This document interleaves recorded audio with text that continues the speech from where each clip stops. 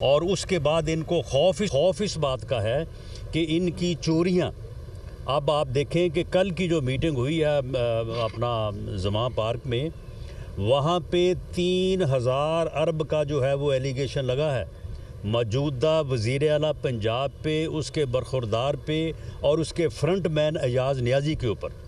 ہمیں بھی خبر ہے، ایجنسیز نے جو ہے وہ اس بارے میں تمام جو ہے وہ پریلیمنری انکوائریز اور جو ہے وہ جانکاری کی ہے. تو ہمیں بھی معلوم ہے کہ انہوں نے اس طرح سے لوٹا ہے پچھلے 2-3 ماہ میں پنجاب کو کہ اس لوٹ مار کی کوئی مثال نہیں ملتی. اور اس لوٹ مار میں جو ہے یہ عمرانی ٹولہ بھی پوری طرح سے شامل تھا اور جوہری پرویز لائی اور اس کا برخوردار بھی جو ہے وہ شامل تھا. اور سارا پیسہ جو ہے، سارا پیسہ اب یہاں پہ کہتے ہیں کہ جی ڈالر مہنگا ہو گیا ہے. وہ بھئی ڈالر جو ہے وہ تو سارا تم نے خرید کے جو ہے وہ بیرون ملک منتقل کیا ہے.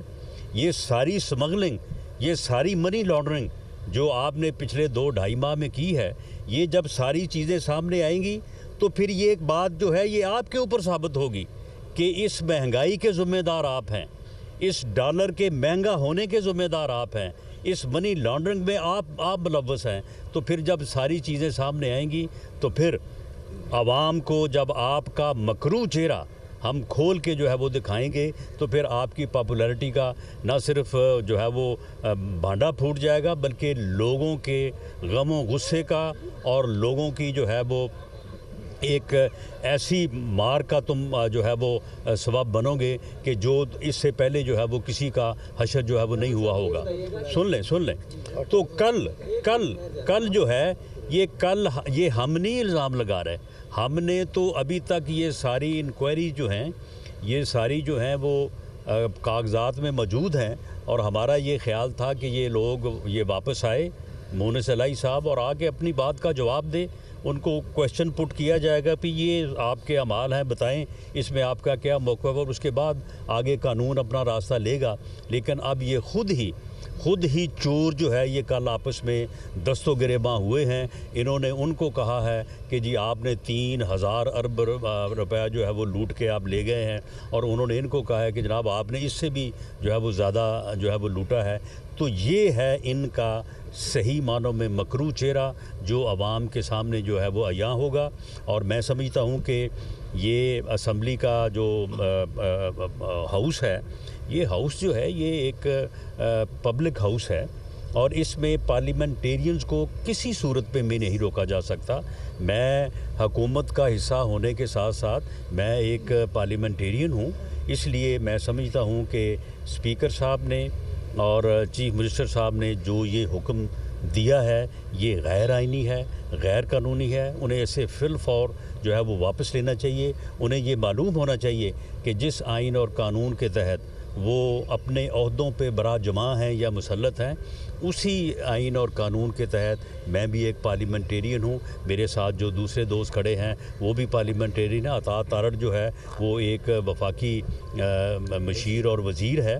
تو آپ اس قسم کے غیر قانونی ہتھ کنڈے جب کریں گے تو اس سے آپ کا انجام جو ہے اور زیادہ نزدیک ہوگا. یہ بتائیے گا کہ عدم اعتماد کے حوالے سے گزشتہ روز جو پارلیمانی پارٹی کا اجلاس ہوا، کہا جا رہا ہے کہ فگر آپ کے پاس بھی پورا نہیں تھا اور جو حکومت ہے ان کے پاس بھی پورا نہیں تھا.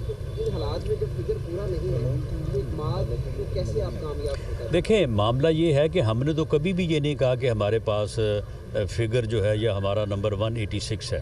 ہم نے ہمیشہ بالکل صحیح بات کی ہے. ہمارے پاس فگر جو ہے وہ 179 ہے اور ہماری کوشش ہے کہ وہ 180 ہو جائے. ان کے پاس جو کہ انہوں نے اعتماد کا ووٹ لینا ہے، ان کے پاس 186 نہیں ہے، جو کہ غلط طور پہ یہ کہہ رہے ہیں کہ ہمارے پاس 186 ہے. اب باقی رہی بات کہ یہ اس صورتحال میں دیکھیں، اس صورتحال میں اگر نیو چیف منسٹر کا الیکشن ہوتا ہے تو وہ آئین میں درج ہے کہ وہ رن آف الیکشن کے تحت ممبر پریزنٹ ووٹنگ میں جو اکثریت ہوگی جس کی، وہ جو ہے وہ چیف منسٹر الیکٹ ہو سکتا ہے. یا پھر یہ ایسی صورتحال ہے کہ جس میں آئینی طور پہ ایک ایسا راستہ موجود ہے جو فیڈرل گورنمنٹ آپٹ کر سکتی ہے اور اسے کہتے ہیں گورنر راج۔ رانا صاحب یہ عام روایات یہی نہیں ہے کہ سیاسی ورکرز کو اسمبلی آنے سے نہیں روکا جاتا بلکہ ان کو عزت کے ساتھ لایا جاتا ہے۔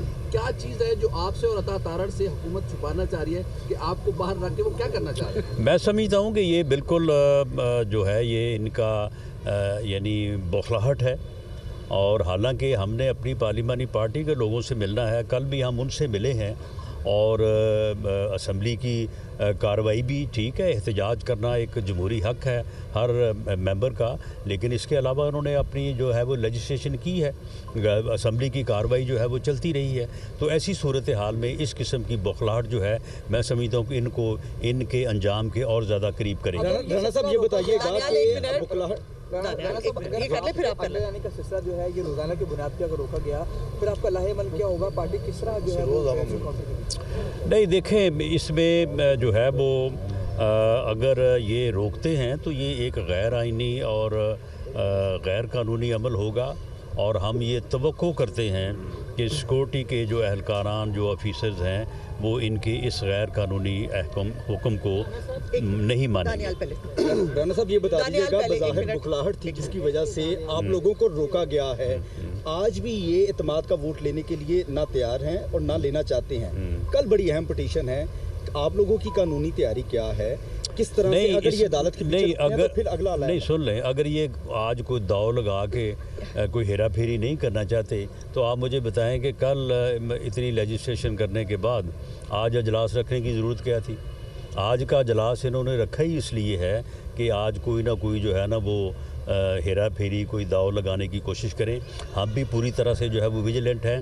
کل تاریخ ہے، دیکھیں ہائی کورٹ کا فیصلہ، اس کے علاوہ کوئی ہو نہیں سکتا کہ یہ اعتماد کا ووٹ دیں۔ ان کو اعتماد کا ووٹ ہر قیمت پہ جو ہے وہ لینا پڑے گا، جو کہ نمبر ان کے پاس نہیں ہے۔ آپ نے 3000 ارب روپے کی کرپشن کا ذکر کیا ہے، مونا سلاحی باہر ہیں، برا گوگی شہزاد اکبر باہر ہیں، چودھری پرویز رائی اور عمران خان کا نام ای سی ایل میں ڈالیں گے کیونکہ اس کرپشن میں ان کی جانب سارے کھڑے، اور بشرا بی بی کا بھی تین نام کیا ای سی ایل میں ڈالنے کا آپ ایجنڈا پیش کریں گے کابینہ میں؟ دیکھیں ای سی ایل میں نام جو ہے وہ کسی ادارے کی ریکمنڈیشن پہ ڈالے جاتے ہیں۔